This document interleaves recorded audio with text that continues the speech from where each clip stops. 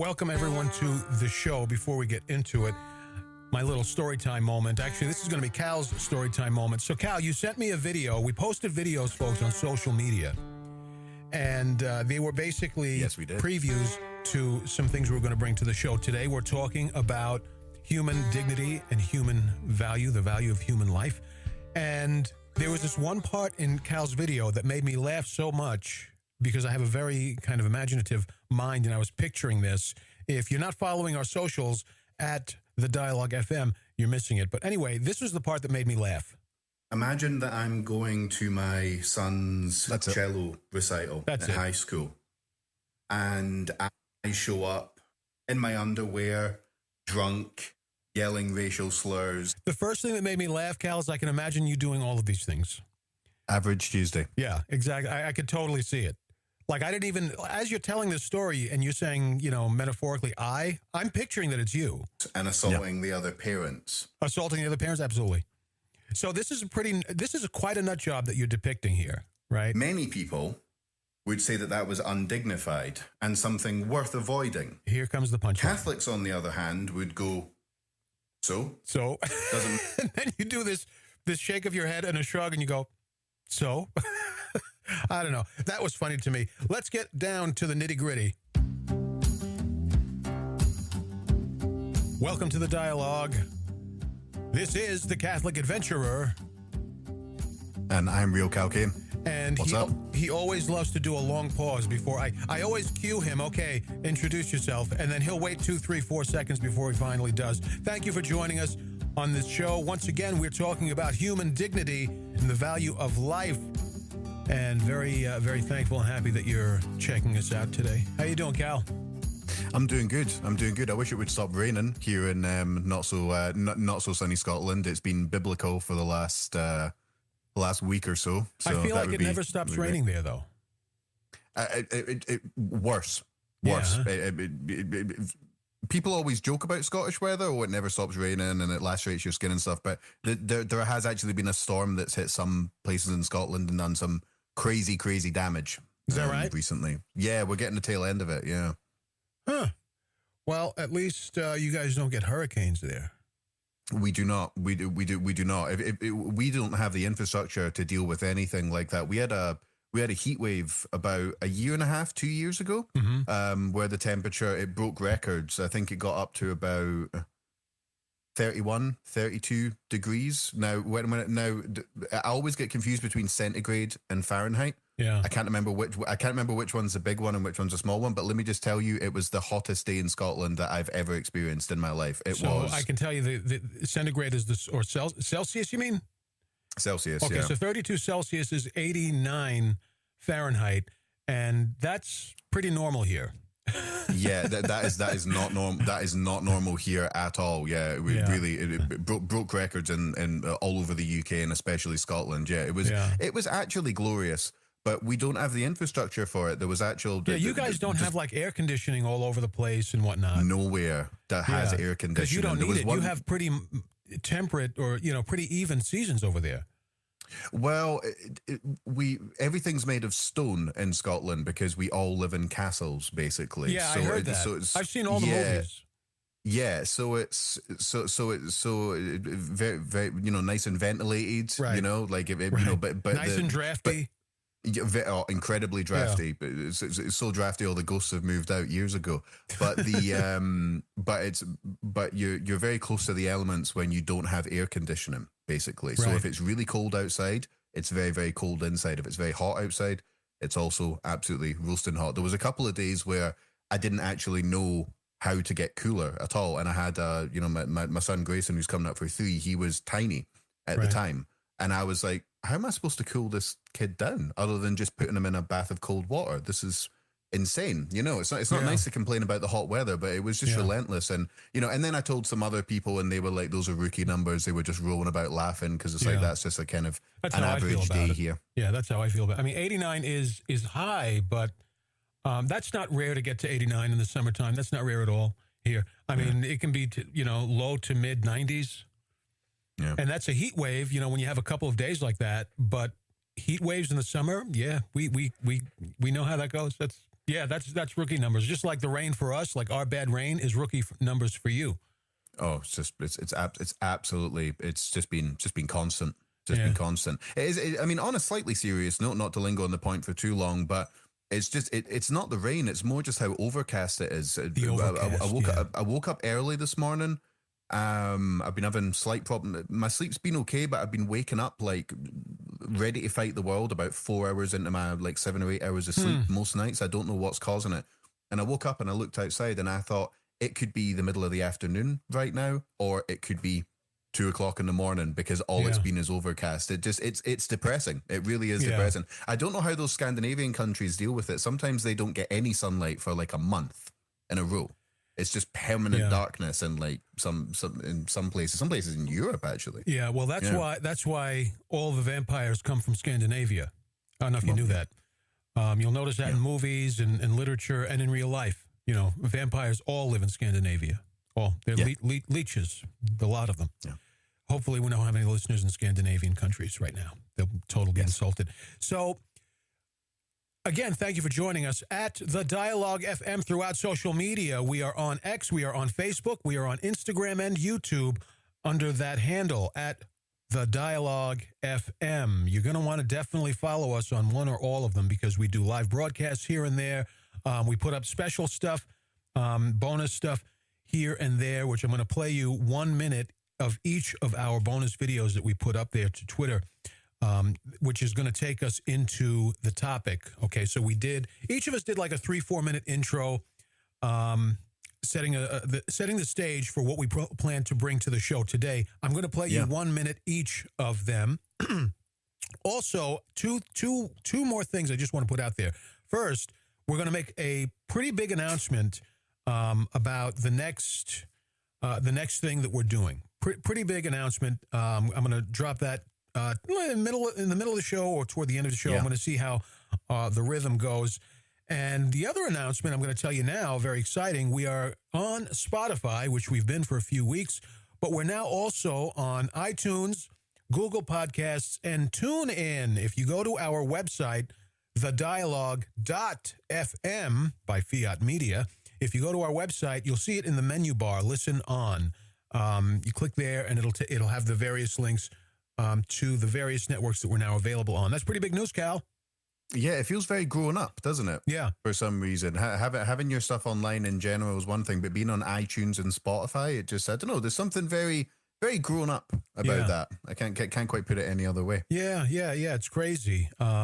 The world is getting smaller, and so is, I guess, the culture. Because back in the day, you know, the idea of having something on an Apple brand, that's really what it is, that you have a product on an Apple brand. Okay? In the 80s, 90s, into the 2000s, that was unthinkable. You know? I remember a time when if I was online, it took about an hour to load an internet banking page. Right. And then if the phone went, you were starting over. You would cut off. I remember that. And all joking aside, I'm a young man. I'm only 35. It's a crazy difference. Yeah, big difference. So definitely check us out. Follow the show. And definitely follow us on our socials, because, folks, we only podcast once a week, but that's not the only time we're doing things. We're doing things throughout the week. Sometimes we do a special live broadcast, which we did last week. Sometimes we do a Twitter Spaces, and so on. That was a fun one, the one we did last time. That was a really fun one. That was a lot of fun. Yeah, that was a lot of fun. So that's good. All right, Cal, let's get into it. Let's go. Which one should I play first? And again, Cal, we can still do opening statements. And this is going to be less structured, folks. This is going to be more of a conversation, a challenge and pass kind of a thing. So we can still do opening statements, Cal, of sorts. It doesn't have to be, dressed up. But these our opening statement could just be responding to the video that the other person did as well. Okay. So you want me to play? Let me play mine first then. Go for it. So this is just the first minute of what was basically a 3.5 minute clip. When I see the heavens, the work of your hands, the moon, and you can hear it's already brilliant. The stars that you set in place. What is man that you should be mindful of him? Or the son of man that you should care for him? Psalm 8, verses 4 through 8. This is something that my atheist friend Cal Kane doesn't understand. Human beings have dignity and value, but the fundamental problem with the atheist argument is that people are only as valuable as they are useful. They're only as dignified as they are able to express their intrinsic dignity. In fact, Cal, I don't think, believes that humans even have intrinsic dignity. The most frustrating thing about the atheist position is that atheists wonder and marvel and delight at everything that God has created, but they see human beings as just another creation, as an inferior creation. I'll be taking Cal to task on some of these thoughts. We're going to be doing this show in a few days, the Dialogue FM, throughout social media. Thank you. Thank you. Cal was so impressed by that. He actually brought in his wife, children, and a few friends to clap for me. I brought in my clan. He brought in the Cal clan. Yep. Raise up, Cal clan. I brought in my clan. Boy, Cal, that was a nice bit of cherry on top of that joke. Thank you very much for that. I do my best. Thank you. Yeah. So I know it's hard to squeeze a lot of brilliance into 1 minute, but I think I achieved it there. But Cal did one of his own. Do you want to chit chat first, or go right into yours, Cal? Let's chit chat. I don't want to get too bogged down on this thing, but it's something that I've heard since I was a young man, starting to debate theists, starting to realize that I was an atheist. You know, right? The atheist position. Still to this day, I have no idea what that means. Okay, the atheist understanding of real life. Of reality, detached from the foundation of reality itself, which is God. So yeah, it's like trying to read Chinese literature without knowing how to even speak or understand Chinese. Yeah, see that's what I thought it was, and now I'm frustrated. That's the whole point. That's exactly. You know how to push my buttons. Yeah.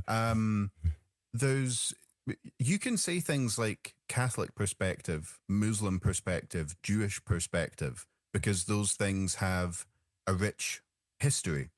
Right. They have a kind of command center. They have a central authority. Yeah. Atheism doesn't have that. So whenever I hear the atheist position, this is one of the reasons that I don't mind the atheist tag, but I don't like to define myself by it, because when people say the atheist position, right. The implications of the word you don't like. Yeah, what they mean is, I heard some things that an atheist said that I didn't like, and now I'm just going to tar all atheists with the same brush, because atheism really, in my view, and here's the variance coming up. Okay, is only a single position on a single claim.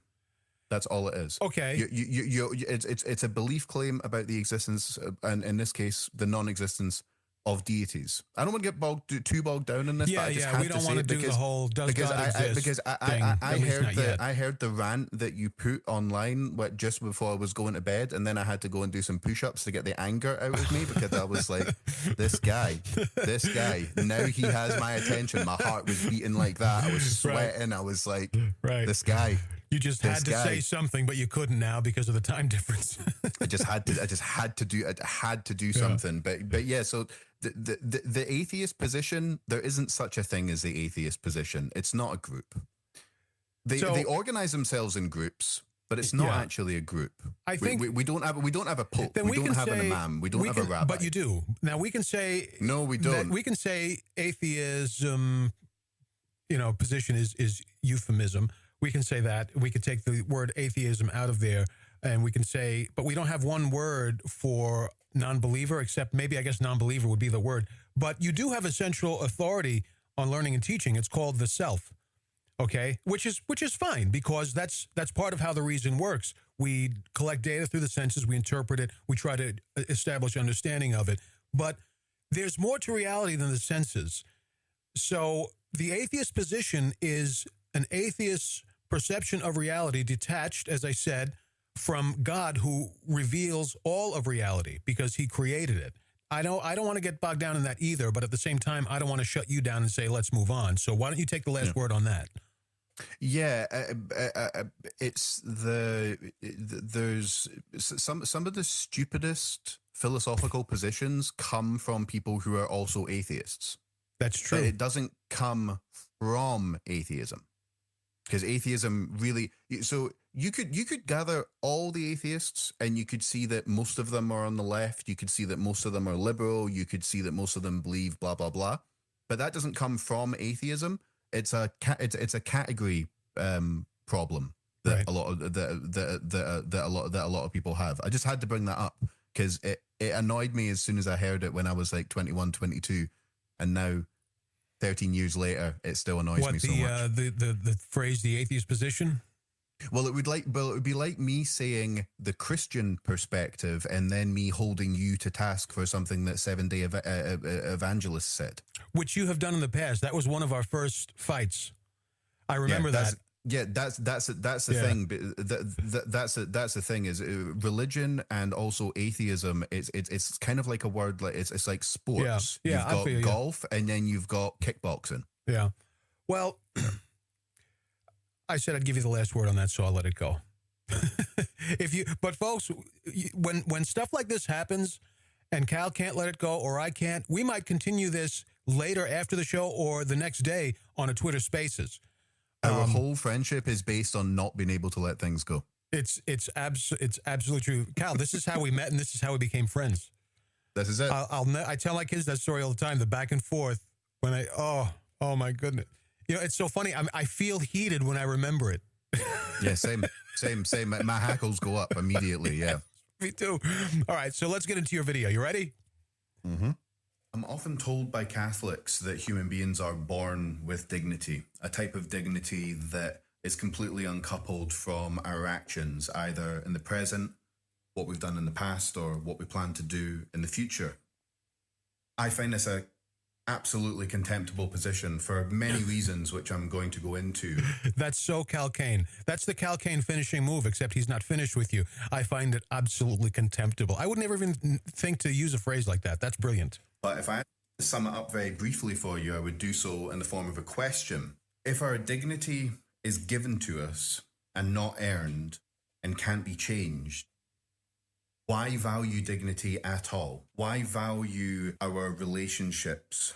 Why conduct yourself in a dignified manner? Why treat those around you and the environment with respect if ultimately, no matter how hard we try or how much we slack off, it makes absolutely no difference to our dignity whatsoever? And that's Cal Kane. What's wrong with that? I lost the button, but I was going to give you an applause too, but I'll edit it in. I'll put it in the editing. No, it's okay. Everyone's at home right now just going absolutely crazy. So it's fine. Well, but I can hear it. Folks, you really, and I'm not trying to swindle you into following us, although it does help us, but you really need to go to our socials and check out. I think we put the full version on Twitter, on our X. Yes. On our X accounts is where the full version of this. It's that first minute that's just him warming up. The rest of it was pretty hot. So if that one ticked you off, just wait till you see the rest of it. So who wants to go first, you or me? Well, by the way, I'm sorry, Cal. Just for those of you who don't know, this is episode 4, season 1. Season 1 is Life and Death, and the episodes are leading up to the final show of the season, which is a debate on euthanasia. So we're discussing components to that final debate. So why don't you go first, based on that? I couldn't have said it better myself because you did say it yourself. Because it was me, so we could kind of just stop the show there. But let me elaborate. Think about it this way: if any wackadoo position doesn't have to be a Catholic crazy position, it can be anything. Let's say you're born with an inherent amount of intelligence, and that intelligence never changes. Why study? Mm-hmm. Why form more connections in your brain? Why learn? Why travel? Why get new sensory information to enrich your life if your intelligence is there? I'm inherently suspicious of anything that stays the same. Anything that stays the same, because growth, development, these things are all important. Mm-hmm. So same thing with physical health. Your physical health stays the same. It doesn't matter how much you work out. Doesn't matter if you eat right. What would be the point in physical activity? What would be the point in avoiding junk food? So now just apply that to dignity. Your dignity is already intact. It stays the same. Okay. Response? Yes. I would say, as I was listening to your video, and as we've talked about this a little bit, like when we were in pre-production, I have this strong sense that we don't see the word dignity the same way. So we have also, talking offline, we've been talking about things like consciousness, understanding our place. I'm putting it this way: understanding our place in reality. What does it mean to be? Which is a big thing for me, And dignity kind of goes to that. So our dignity is absolute.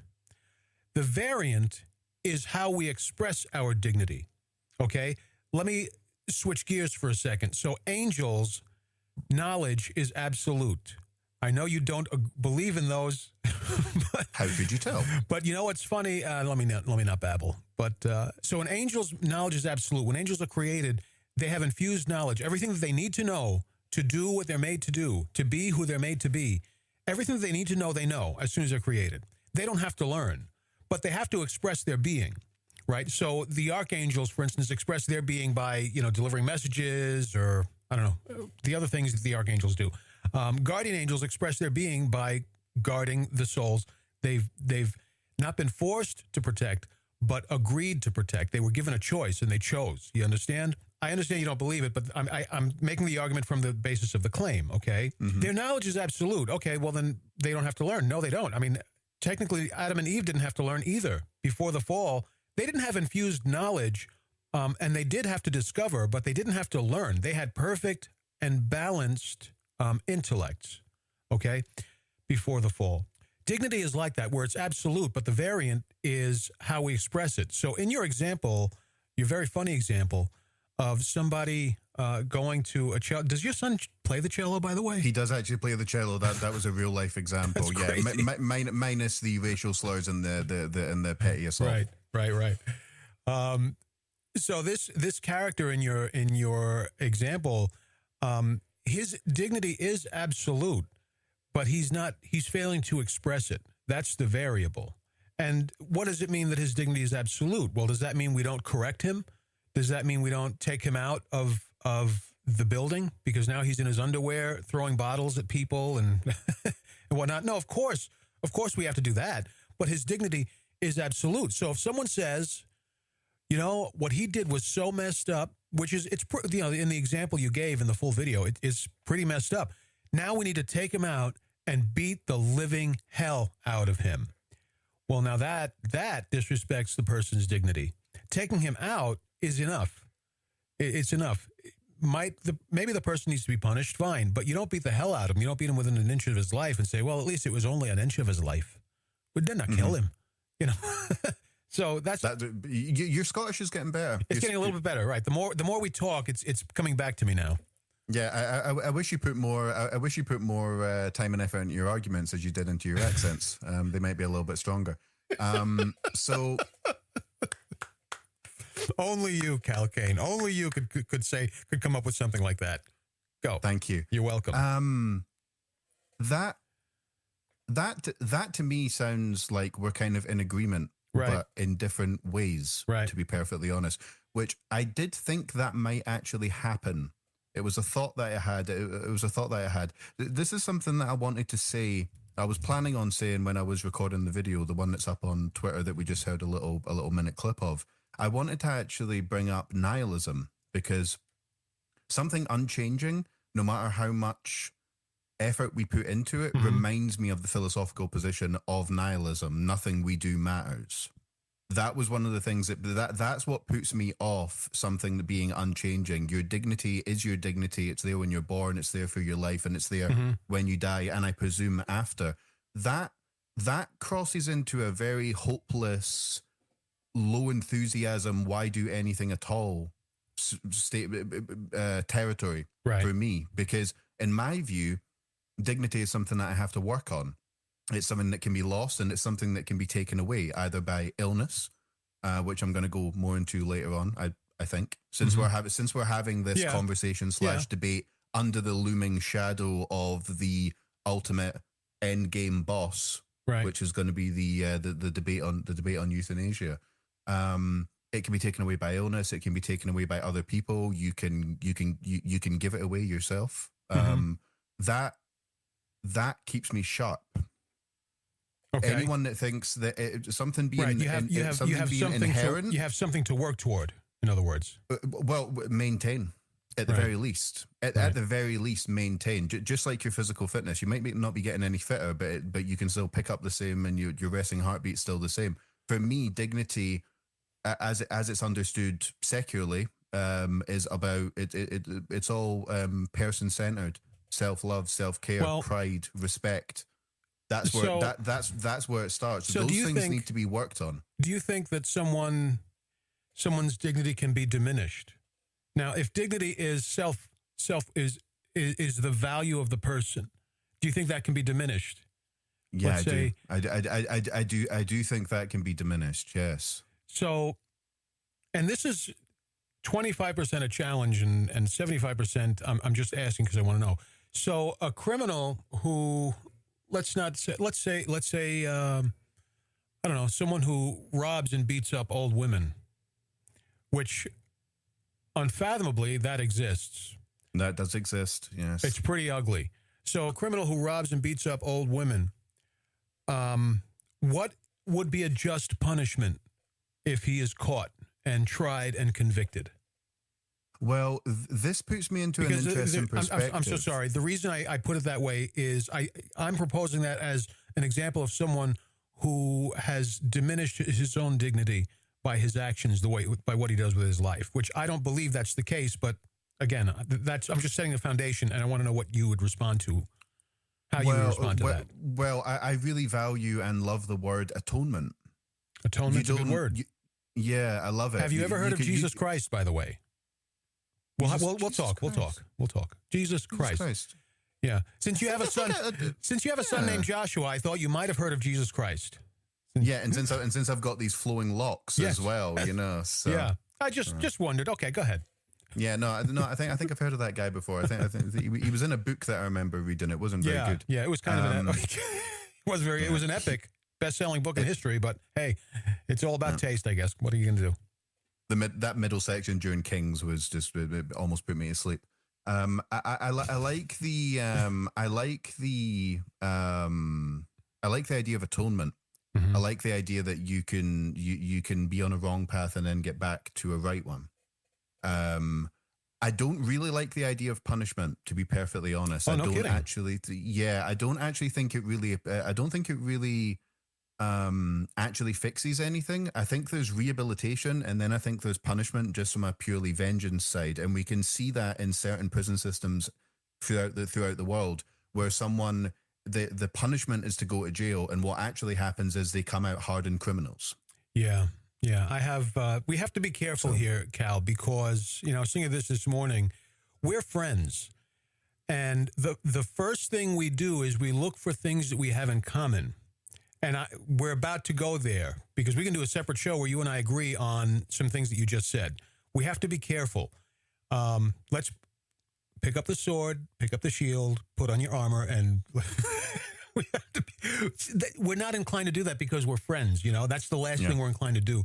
But I would like to do like a special side episode or something like that with you, because I have so many thoughts on that are very much aligned with what you just said. Yeah, I understand the impulse for vengeance. Someone done something to me, eye for an eye. That person should have some of their rights taken away because they hurt my children. And it obviously, if it's in the case of someone that's actually hurt you, like hurt, I can handle someone hurting me, but I don't know if I'd be able to be so forgiving and go, well, you've got to think about that person's. How did that person get into that position? How did they end up being that way? So on and so forth. But when but one thing I'll say about dignity is that it's not just the dignity of the person that did the terrible thing. It affects the dignity of the old woman that was mugged because she's helpless and then hurt. And then it's also the dignity of the society that has to hear about this terrible thing that happened. Right. Everyone's dignity goes down. It's a kind of rising tide lifts all boats only in reverse type thing. So the reason we're bringing up dignity is, well, let me respond to my own scenario. So I agree that punishment and correction are not the same thing. So even when I discipline my children, I try to identify what virtue was negated by this disobedient act, this word, this behavior, whatever. What virtue was being negated? What vice resulted? How do we reverse that vice? So even when I discipline my kids, I try to discipline them in a way that teaches them the virtue that they failed at. Okay. Yes, I like that. They let's say one of them treats someone cruelly at school. I don't know. I'm making this up. Is mean or says a mean thing. So the punishment will be, number one, the child might lose some kind of a privilege for a day or a week, whatever. But number two, the child has to do a charitable act that goes above and beyond what the child would normally do. Oh, I love that. Like, here's a piece of candy. No, that's a normal thing you might do for someone that you like. You have to do something that goes above and beyond, an act of charity that goes above and beyond for someone you don't like, or for someone you don't get along with, whatever. So I agree that that's important. But the reason why it's important, it kind of goes against your own argument. The reason why it's important is because the person, the criminal in this case, acts against, forget about the dignity of, not forget about, but without factoring in the loss of, or the assault on the dignity of the victim, which is a real thing. The person is acting shy and short of their own dignity, and we want to not just punish them because it makes us feel better. No, we want to correct them so that they can live up to their own dignity. Why? Because what you're saying, Cal, in a kind of roundabout way, is that dignity is a real thing. Otherwise, because if he's diminished his dignity, well, then who the hell cares if we make him better? Who cares? There's no point, because he's diminished his dignity. And what we want to do is we want to get them more aligned with the expression of their absolute dignity. Dignity comes from, and I'm sorry to ramble, I wanted to bring this up at the top of the show.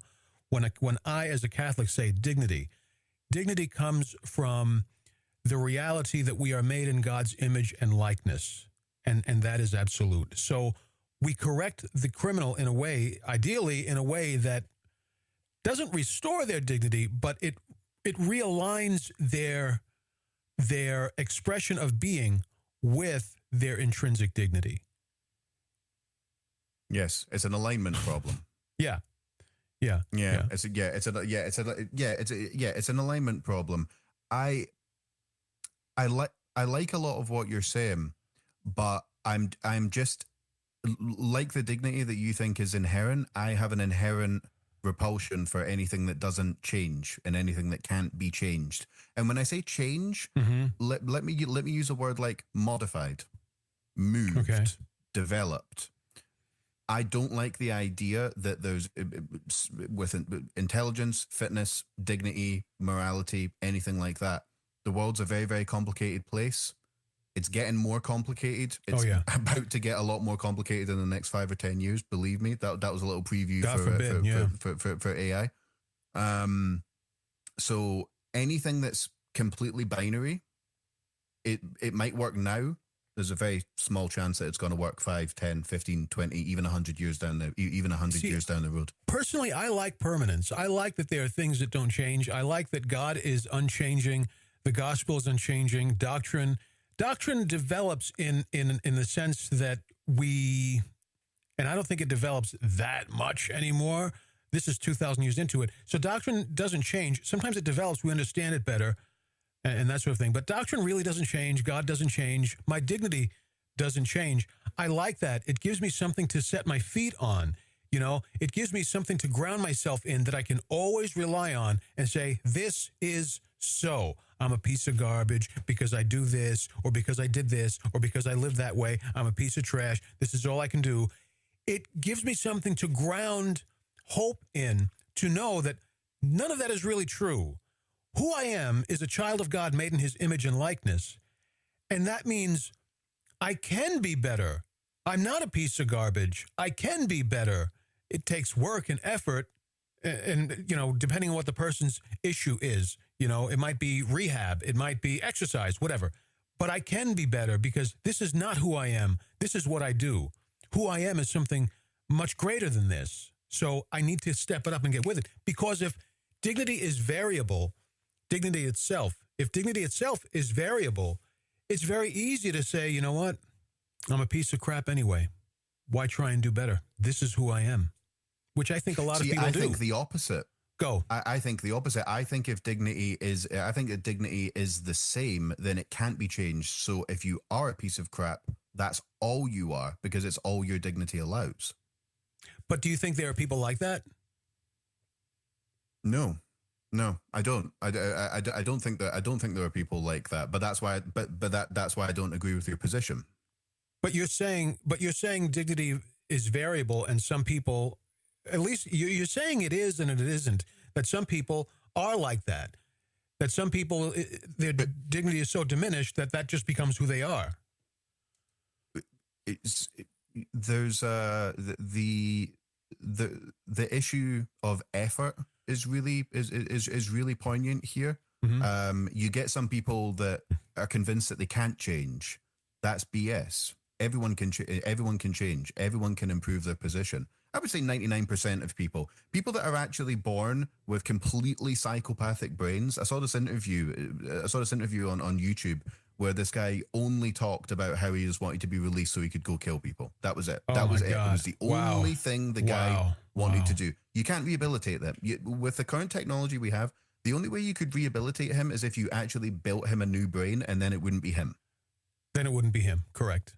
It wouldn't be him. That's the only way. So there are some people. But I think the people that have done terrible things, people that have slacked on their responsibilities as a father, the work responsibilities, yada yada, so on and so forth. I think everyone can change. But that's why I don't like the idea.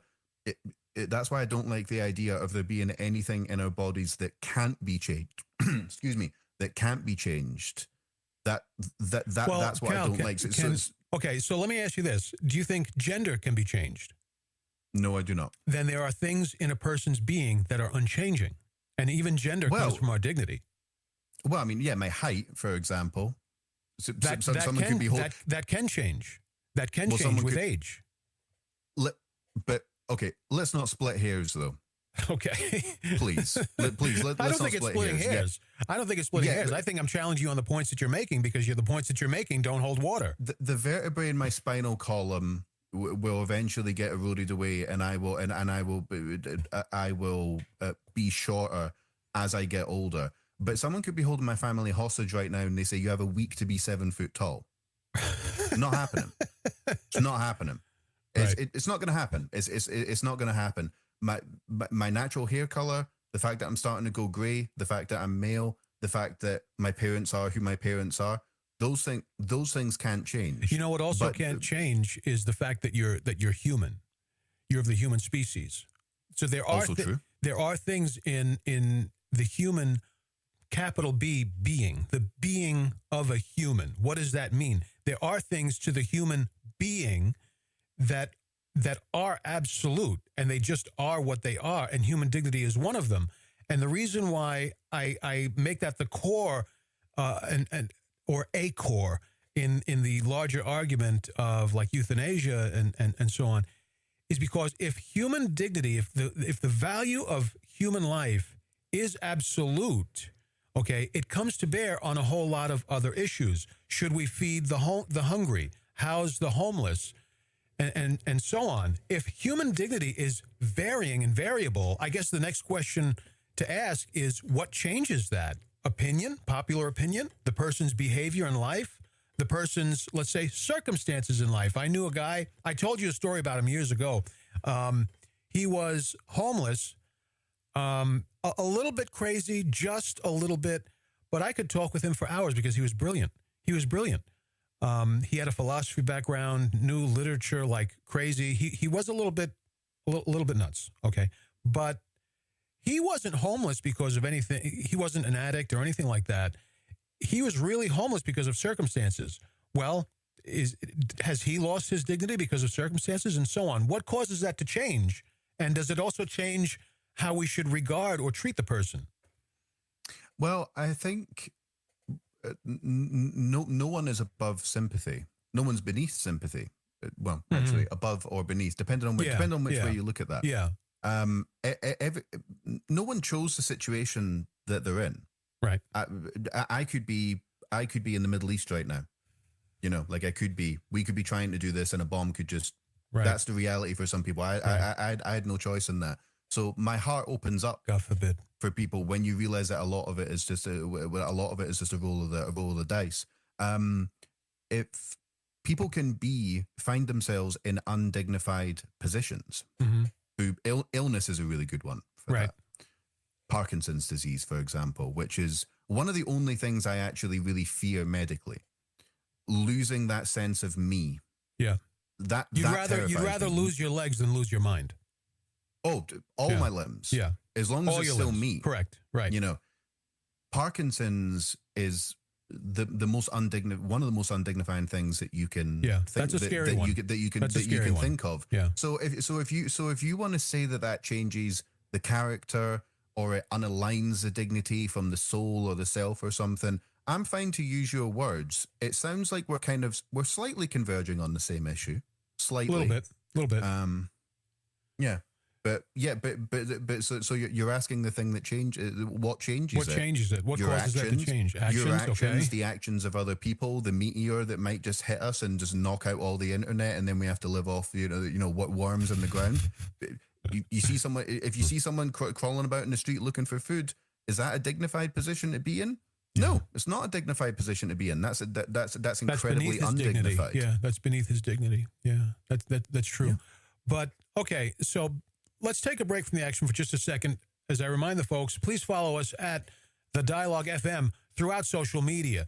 X, we're super involved in X, okay? Secondary to that, Facebook and Instagram, and, we post the occasional video on YouTube. I was going to say my own. Actually, I should. So you'll find me personally at For the Queen BVM. Go, Cal. Real Cal Kane, at Real Cal Kane on Twitter or X or whatever we're calling it. Whatever we're calling it now. So if you'd like to follow us individually, there it is, at Real Cal Kane for Cal Kane, at For the Queen BVM for me, and please follow The Dialogue FM throughout social media. Oh, Cal, you want to drop the news? The big news that I said we're going to drop? Yes. Okay. Yes, I do. It was on the last thing that we did when you mentioned the social smackdown, wasn't it? Yes, exactly. That was exactly. This was this thing that me and this crazy Catholic dude used to do way back in the day. Yeah, way back in the day, where we would do this thing called social smackdowns. That's him saying it, not me. Where we would just never mind putting on the gloves and putting on the mouthpiece. No mouthpiece. No gloves, no ring, no time limit, no referee to pull one of us off the other. We just pick a topic and we go at it like rabid coyotes, rabid pit bulls, whatever you want to say. Yeah. We're going to be doing that on the subject of morality, because something really cool that happened was a question got asked about the nature of it was the nature of it. Are there things that can be seen that can't be measured? I think I asked. You asked that. I think I asked.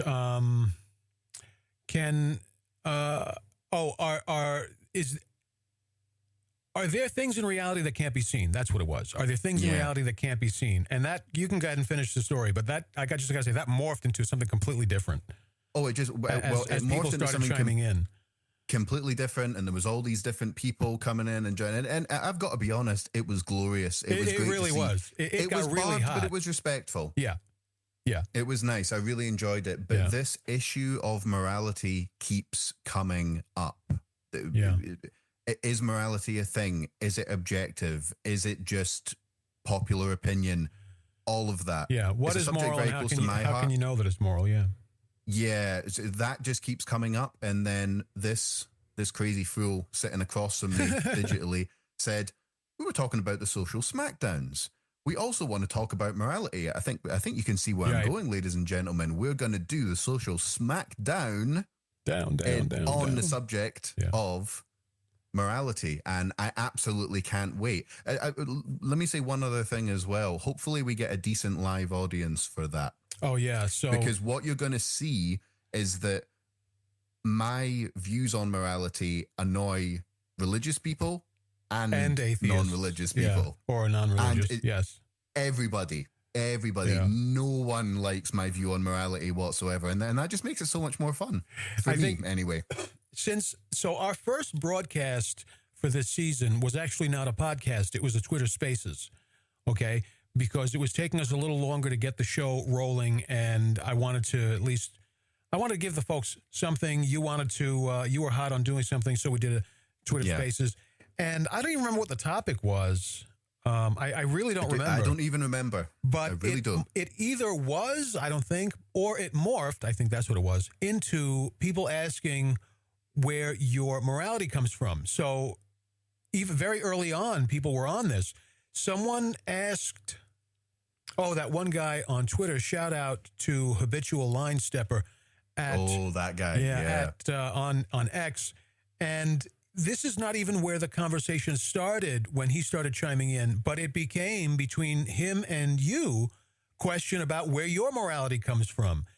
And then you get asked that question as an atheist all the time. I very rarely hear religious people actually try and prove it, try and prove their ideology correct. What they say is, without it, how could you know right from wrong? That's why I've had to think about it so much over the last 5 or 6 years, because it keeps coming up. You get the question every time you open your mouth as an atheist. Yeah. So, and which is good because you knew how to handle yourself, although I think many of your arguments were ridiculous. Of course. And then a couple of other atheists chimed in, again, on morality. So we're going to do a social... And I also disagreed with them. Yes, I find that fascinating, you know? Yes. So we're going to do a social smackdown on this next week, okay? So in a few days, 3-4 days maybe. And the social smackdown, folks, is basically this. It's exclusively sent to social media. I might send it to across our socials. So whether you're following us on Facebook or X or YouTube, you'll get it. Actually, I'm realizing, Cal, X has ceased allowing non-subscribers to chat on live broadcasts. So maybe we'll send it to all of them. But if you want to chat during it, I might figure out a workaround for Twitter, but definitely we'll be able to allow chatting on our YouTube page. So maybe we'll do that. But it would be cool you learn a lot. You sharpen your own tools when there's other people coming at you on the battlefield type thing. You know what I mean? If you don't know who your opponent is, you're gonna keeps the brain nice and supple if you have to respond to things in real time. Yeah. So we'd really like to get a live audience involved there, get some engagement, because this is not just fun for us. We want it to be fun for you guys. So the social smackdown skit, we're going to do it next week. Exactly when? You'll have to follow us on X and throughout our many and varied social networks. You'll have to follow us on X to find that out because we don't know. We don't know yet exactly when we're going to be doing it. Cal is a family man. I'm a family man. We've got things to do. And you've got things to do. So we'll announce that over X exactly when we're going to be doing that.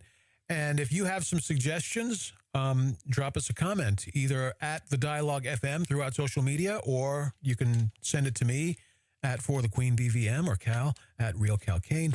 The Social Smackdown. Social Smackdown is a lot of fun. As I said, it's knock down, drag them out as much as we can. And it's live. We do it live, and it's a lot of fun. We want to get a live audience in there if we can, get several people in there to participate, and we think it'll be great. It will be great. You know, it will be great. Yeah. So the first social watch me alienate myself from both camps. I know how that is, man, because I have that with Catholics, believe it or not. I have that with Catholics because I'm a conservative person, but conservative in the Catholic sphere has started to mean something else. Right. And even liberal in the Catholic sphere long time ago started to mean something else. Like what it means today is not what it meant 30 years ago. But here's where we are. But anyway, so I tend to tick people off on both sides. I did it just last night, as a matter of fact. Follow me on X at For the Queen BVM if you'd like to see what I'm talking about. It's a whole lot of fun going on. Okay, so Cal, I think the next thing, I guess this might be probably the last segment of the show, I think, unless you have other ideas. the quality of life and how it pertains to how we regard our fellow man, because the ultimate question is, if life is intrinsically dignified and has intrinsic value, how must we behave regarding it? Because ultimately the question is, if someone wants to medically commit suicide, is that a good thing? You know what I'm saying? So I guess, so what does it mean? Yes, if you think, well, okay, I'll tear into you on that, over that debate when we have it. But can't wait. So if human dignity is variable, tell me what you think is a situation where someone's dignity is so diminished that it changes how we should treat them. So let's say, for instance, the guy who gets drunk and he assaults everybody at your kid's cello. Although I think what would really be funny is if your kid comes down off the stage with the cello and he swings and hits the guy right over the head with a cello. It's not even a guitar, it's a cello. It's like a guitar on crack. It steroids. turns into a fight scene from the Rush Hour movies. Oh, that would be so funny. So tell me, how do we change how we regard others, how we behave toward them if they've diminished their dignity by their actions? Change isn't the right word. I would say move the dials. I always try and be sympathetic for people, because life is intrinsically hard. Mm-hmm. Even the best. I said this on the very first thing that we ever did. Eventually, the phone's going to ring. You're going to get and you're going to get the worst news you've ever heard in your life.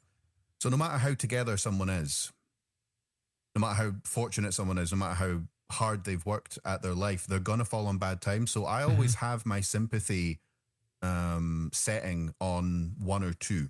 Right. That only goes up when I see someone in a really bad situation. So let's say someone's, I'm at my son's cello recital, and let's say someone actually does show up like that, right. an actual drunk. I wouldn't change how I treat him. I would just treat him with more sympathy and compassion, because whether he's doing that on purpose to annoy everybody, or whether he just doesn't actually realize what he's doing, he is worthy of our sympathy. Because imagine trading places with someone like that. Well, why is he worthy of your sympathy if he's acting in a way that's undignified? I mean, I agree with you, but I don't understand why you think that. Imagine trading places with that guy. It would be absolutely awful to either have a brain that's so bitter that you need to take out your pain on the rest of the world like that, or to be so damaged and so destroyed by alcoholism, right, or anything else, to put yourself in that situation, to not even realize, to be so out of your mind that that's not something that you actually need to do. I don't change how I view that person. It's just, if I'm sympathetic to the person I held the door for, I'm just doubly, even triply more sympathetic to that person. So the dials get changed. They go up or down, modulated, right, modified, but I don't change. I try not to change how I treat people, because at the end of the day, we are all human. Right. We're all going to have ups and downs. And if I traded places with a guy who was unfortunate enough to have whatever made him to be an alcoholic, I would be that alcoholic as well. And I would want people to sympathize with my situation. So the one way that I guess sympathize with you on it, in that example, is I try to see the person, which sometimes it's hard to do. Oh God, sometimes it's so hard to do with certain people. So hard.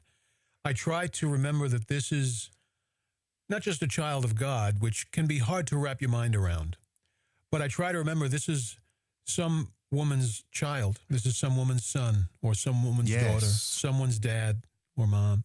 This was once a little boy at his 5th birthday party. Yes, exactly. Like that is more aligned. Like in that example, some poor little boy at his 5th birthday party. That's more aligned with his unseen dignity, that innocence, that not youth in terms of appearance, but in terms of, I guess, full of life.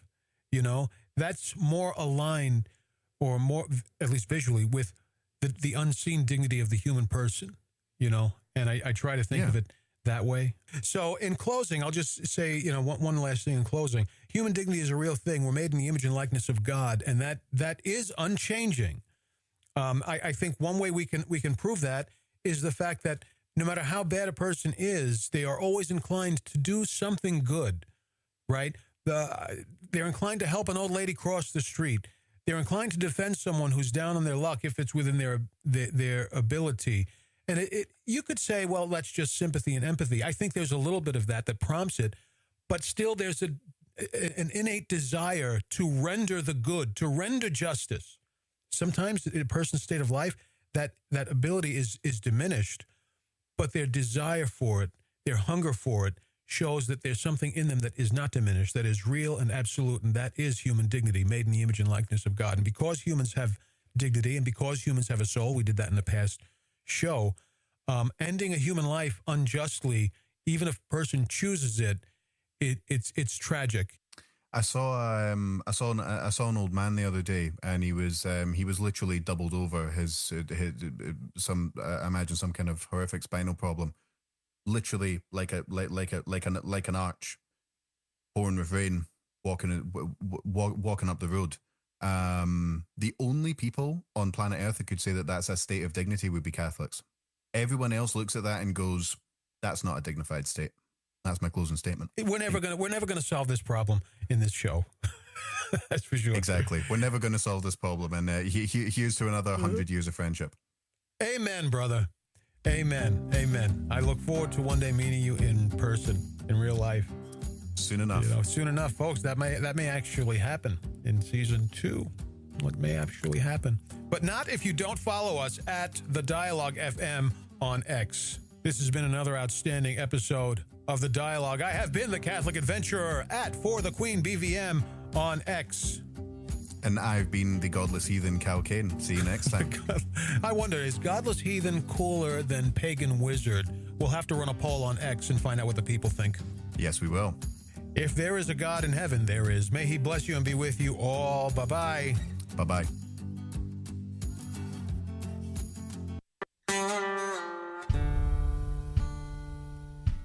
Welcome, everyone, to the show. Before we get into it, my little story time moment. Actually, this is going to be Cal's story time moment. So, Cal, you sent me a video. We posted videos, folks, on social media.